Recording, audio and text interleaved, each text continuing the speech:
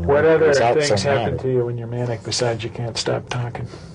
Well, what I found out what I could do, since usually by my manicking and talking to people constantly, I had to get something out of that way and go some other direction, because all I did was get people angry at me. People would get angry because you talked all the time. Yeah, so what I did is, see, the only time I ever talk a lot is when I'm sitting down talking with you or somebody else. Okay. And sometimes it wouldn't make any sense anyway.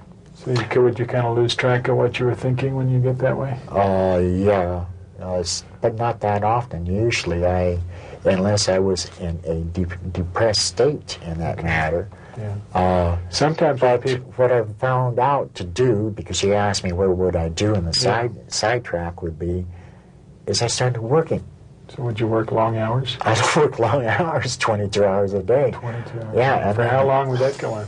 Well, I was assistant manager of a mobile home park down in Tucson, Arizona, and I was assistant manager and maintenance man. So you'd work 22 hours a day? 18 mobile homes out there, and one of them was mine.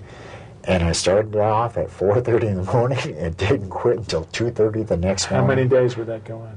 Well, that would go on for, let's see here, I worked for 10 and a half months, and what I did was I went to a complete total exhaustion. Yeah. So how long would it take you to get totally exhausted doing that? 10 and a half months. You went 22 hours a day for 10 and a half months? No, because there were some spans of 3 or 4 days I would never even sleep. Did you feel like you had extraordinary powers when you were in that state? Well, I could say that I had powers to where I could ask the Heavenly Father for certain matters. Special relationship? In fact, I will share with you one. Last month, on the 16th,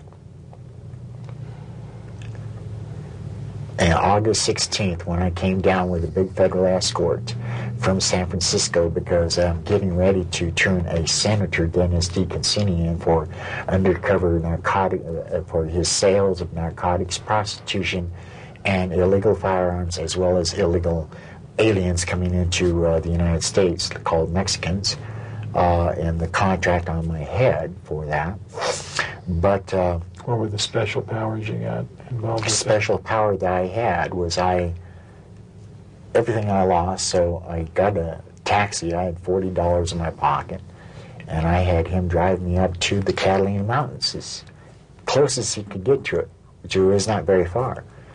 So then from there, I got out of the cab, I paid the cab driver, and I said, now you get this letter to the prosecuting attorney for the state. And you give this letter to him immediately, because I'm going and I'm going to see my people, the people that I have been laying my life down for all the time. I was talking about my Heavenly Father. And I climbed it up through the ravine and scaled some cliffs. I didn't even have, I was on full faith of the Heavenly Father, because in lieu of the matter, I'm scaling cliff without the proper boots, without a life rope, and without a life belt. Nobody underneath me except for the cliff, and nothing above, but just keep on climbing.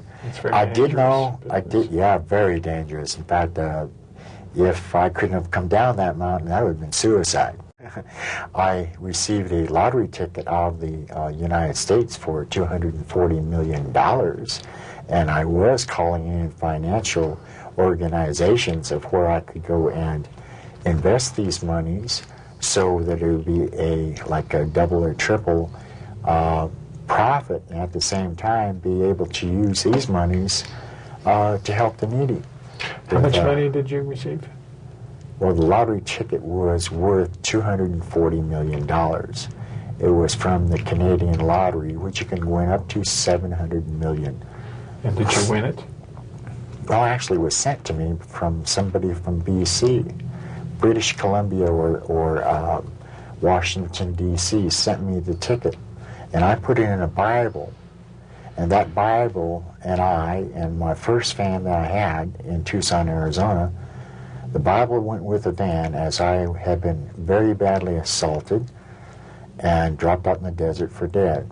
I came out of the desert with every bone broken in my body, except for one, which was this one right here, which was my CP over the cross, which only stands for Christ power or Christian power.